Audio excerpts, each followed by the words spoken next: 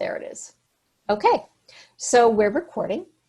Thank you Great. so much, No Jennifer, problem. for taking this time to meet with me to talk about intergenerational issues. So first and foremost, how did you get interested in what I call the intergenerational issue? Well, where it started from is I decided to go out on my own because I really love to help people, teams, and organizations really get ready for the future. So our lives are constantly changing. There's that saying that the rate of change we're experiencing right now is the slowest it's going to be in our lifetime going forward. And so how do we get ready for that? And when I thought about who did I want to work with when getting ready for this, the millennial generation really kind of stood really strongly in my mind for a couple of reasons. That is, I always say that I'm on the cusp of the Xers and the millennials, but that's my generation. They're the people that are going to be the future. They're, I think, about 50% of the workforce right now, and they kind of have a bad rap, but it's not, and I don't believe it's warranted. I think it's just, it's that stereotype mentality of, a few can ruin it for many. And so when I thought about who I wanted to work with, what is the energy I enjoy? And I enjoy that innovative, creative, let's do anything is possible energy. I wanted to work with this generation. And I've also decided I don't want to use the term millennial anymore just because it has such a negative connotation. So really, I want to work with early to mid-career professionals is really where I look at it, and which is a large part of this generation we're talking about.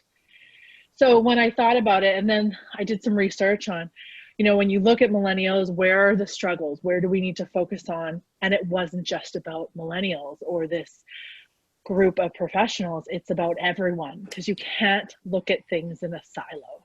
You have to look at the big picture. And the big picture is really the 4 generations we have in the workforce right now. So we have the boomers still there.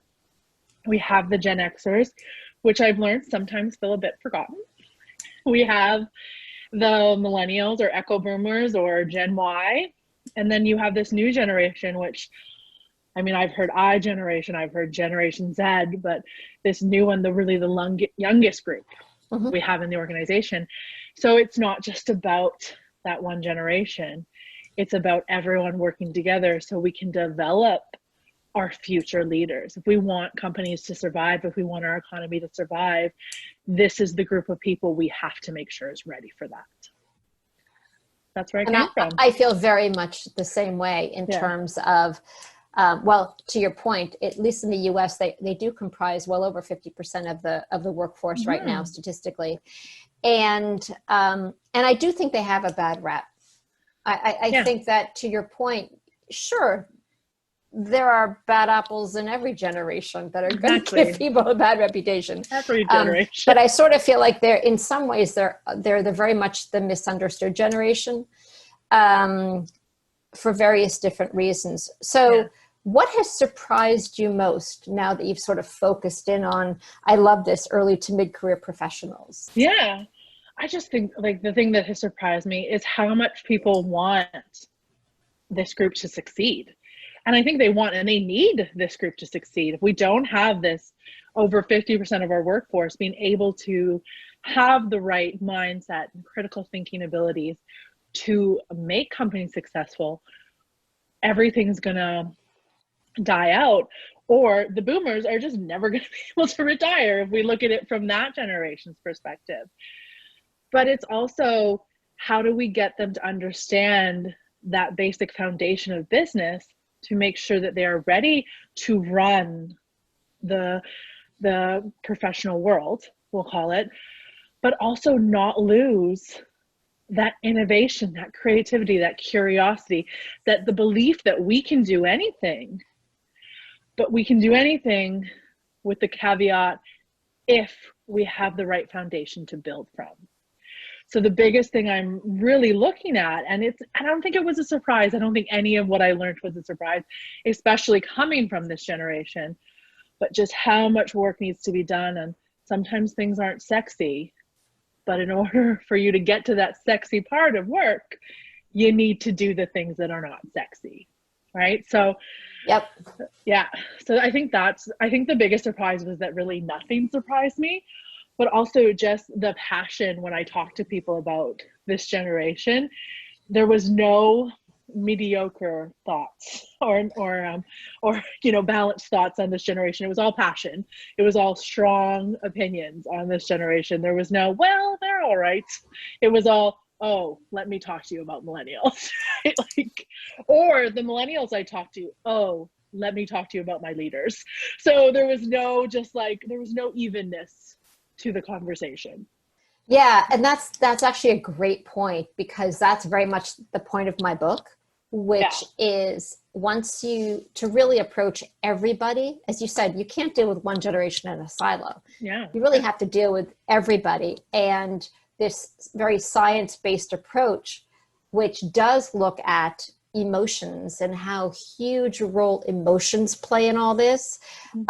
That passion, as you're saying, is exactly the same thing. So I think we've kind of come at it from two different points, but arrived at exactly the same point, which is really interesting. And I love what you said about people wanting this group to succeed.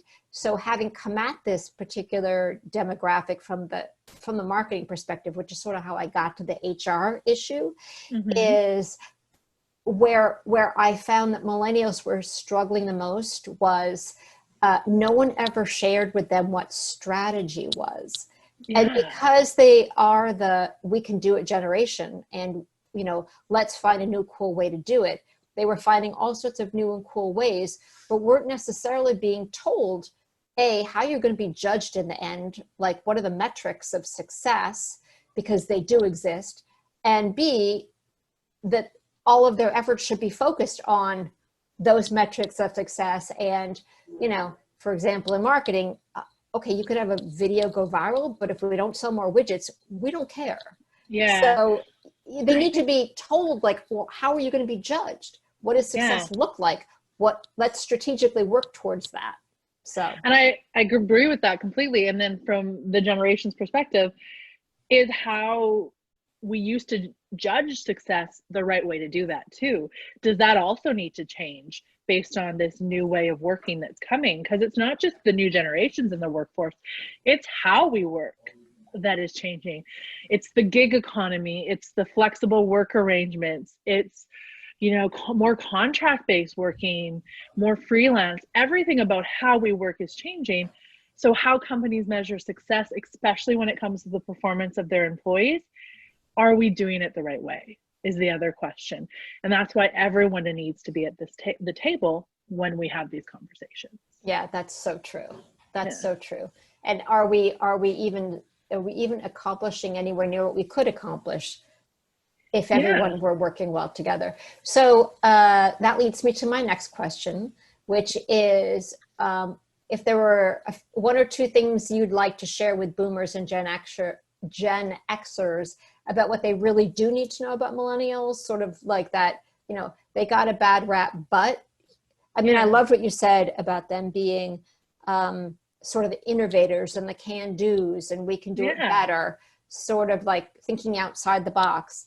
So is there anything else that, is sort of like, well, one of the great fallacies is blank? So I was thinking about this because you sent me the questions ahead of time, and I tried not to spend too much time like coming up with my answers before we came here, because I think that's another. I gave them to you so you could think about it. Yeah, but I thought about them. They were in the back of my head for the last 4 days, and I think that's another big difference between the generations, is that I don't think I needed my answers to be perfect coming in. I didn't need to have the right answer. I just needed to have like that ability to think. And so that's one thing. I think millennials do like a lot of attention, but you can't see that as a bad thing. It means that they're really open to feedback. They want mentorship. They want to grow. They want to get better. So I don't want to come to you with the perfect solution, because I want to think with you about what the perfect solution can be. Yep. Like, so the conversation we're having right now is way more meaningful to me than me answering your question. Yeah, It's I think us. that's a really good point. The whole collaborative approach Yeah. is very millennial. I don't think, when I think back about my experience now with, you know, the boomer generation, I would say, and even the generation before me, right? The greatest generation, as it were, they were not real collaborative. Yeah. We're It was very all team like, oriented. yeah. And I love Very that team team oriented. approach, which is, hey, I don't have to be the smartest person in the room. Maybe if we bang it around, all five of us will come up with an idea. Yeah. I love that approach to problem solving, which is, you know, it doesn't all fall on me. It's something that the genius of the group can figure out. So Yeah, and I think it comes from the fact that, you know, we came from a generation that everyone got a medal, or, you know, that's right. which It was so a team many effort. people, it was a Yeah. team effort, which in a lot of ways maybe caused some of the issues we're going to call them that are happening today. But Right. how can we see those as strengths? How can we see Right. those as we have this group of generation that doesn't need to be the peacock, you know, doesn't need to be that Oh, that's such a good point. attention seeking person in the room. I mean, there are them in this generation that want to be the peacock. They're there. In every But not generation. Yeah. in every group, there's the peacock. But for in general, they're much more open to feedback. They're much more open to insight. They want to work on a team. They want to work together. They want to be collaborative. So how do we use that to benefit? And how do you get to be part of their team? So it doesn't have to be a team of, you know, this early to mid-career professional, this millennial, this Gen Z. How do we make teams that are diverse? Because there's strength in that. Absolutely. And that's what we're talking about here today, is that it's not about one generation. It's about all the generations working together. And I think, to your point, success comes from harnessing every type of diversity that you can imagine, be it age diversity, different cultural diversity. We've seen that, you know, I love the statistic that women who do investing tend to do better than the men who do investing. So you want to have a woman's voice at the table. You know, I think it's important to have all the voices at the table. Yeah. I don't know. I was just a side story. I was watching an interview with Tina Fey, a great female comedian. And she said when they started letting female writers into the SNL writing room, sketches that weren't put on the table before because no one laughed at them in the writing room got attention now, because you had another group of people laughing at them. And they went overall very well with their audience, which was 50% female, like, right? So, you know, we see things differently. And so having that different perspective and being open to that different perspective is the one thing. It's like you said about, like, it's great if you have 1,000 views, if you don't sell any widgets. It's one thing to be open to a different perspective. It's another thing to let it in and let it be part of your overall strategy. Very, very cool. I love that. Yeah. So the last question is, you know, from the early to mid-career professional perspective, you know, what do we look like? What do older managers and decision makers and owners and senior executives look like? And so the reason I ask this question is sometimes I think I found it most illuminating. I was talking to a Gen Z, and to hear her perspective of older people was like, oh, we look like that. And to sort of maybe, you know, turn it a little 90 degrees to say, well, if we look like that, maybe it's because of this. So I always find it really illuminating to understand, like, so what's your perspective on the older group in terms of what we look like to you? Yeah, this was the toughest question when you gave me for me to answer, because when I was thinking of them, I'm like, okay, what are the boomers that I know in my life? And the first thing that came to mind were my parents. My parents are boomers, and I think all of our parents are boomers. So these are the people that raised us. You know, these people that are running companies, they're the people that raised us. And so I think our entire lives have been a generation, like a relationship with this generation. And I think a lot of how you see them will depend on how that relationship you had with your parents. How good that interaction was with your parents. That's interesting. Like my dad, like, hated calling in sick to work. Like, He thought that was the worst thing you could do in the I'm world. sorry, he hated what? Calling in sick to work. He thought that was the worst thing in the world. So now I can't do that. Like, I can't do that because I don't want to disappoint him. Like, I don't want to disappoint interesting. him. Got it. So if you look at it that way, like, you ultimately, especially if you have a really positive relationship with the people who raised you, you want to be what they want you to be. So you want to please them. Yeah. You want to please them. You don't want to disappoint them. It's not that you want to please them. It's that you don't want to disappoint them. I think is what it is, right? Okay. And so when we look at the older generation, it's really interesting. And and then I was looking back at my leaders in my career. So, so do you think that they give, so looking at that whole, showing up to work thing, do you think that they're too devoted to work? I mean, like to a detriment, like they haven't focused enough on themselves and their personal lives. It's all been for work. Oh, 100%. I don't think like right now, I mean, who doesn't know somebody who goes to a therapist right now, right? Like, it's just a new thing. That's not something my parents' generation did. We didn't go talk to people about our problems. We went to work, Jennifer. We went and we got the job done. We didn't look at the underlying issues that were causing the stress or the emotion. We didn't have emotions. We went to work. We made money for our family. We took care of our family. So I think that's where it comes from. Interesting. And so when I look at the older generation, I'm really lucky that I've had some leaders that have been in that generation that have been really open and more empathetic than some. And then I've had some that are just you do your job. You do your job. Put your head down, do your work. You do your Don't work. ask questions. Just don't ask questions. But if I'm not asking questions, how can we ever know if there's a better way to do it? Yes. Because the biggest thing I think we need to remember is, as much as our workforce is changing, our customers are changing too. Well, not just that, but processes could change. Process could change. Everything. How we need to serve them. There's so much that can change. And if we just stick our head down and do our job, how are we ever going to get better? I just want to, you've been so generous with your time and I really appreciate it. I sort of want to end on this really cool note, which is FYI, us boomers were just like you. Oh, I know. It's like when we entered the workforce, we had the same ideas, the same energy, the same perspective of like, oh, there's a better way to do this. And I can tell you. And I think what the frustration that we were met with, we are sort of now turning around and imposing on the next generation. Like, yeah, I want it. I came in wanting to change the world and I got to be copy monkey and I was, Xeroxing instead. And it's like, no, that's not going to work anymore. And so I think sometimes for me, it's going back to, well, how did I feel when I was that way? Yeah. And a lot hasn't changed. What has changed is, well, how do you harness that now as opposed to beating it down with, that's how we do things here, which of course made me crazy when I was young. Yeah. I think the other thing is I think some people are fine with being the copy monkey, as you said it. But tell me why the copies are important. Tell me how this fits into the bigger picture. Yeah.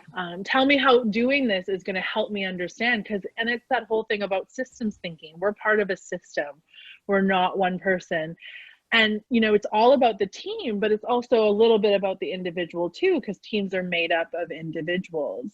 And I think the other thing, if I'm putting it back on something maybe boomers need to realize is that, yeah, you had the same struggles we did, but a go-to-market strategy was years in the past. It's so fast right now that how can you afford to take the time to push people down? What is the benefit of not finding the best idea? You can't. So things are moving so much faster, so much quicker. How can we make sure the best ideas are at the table?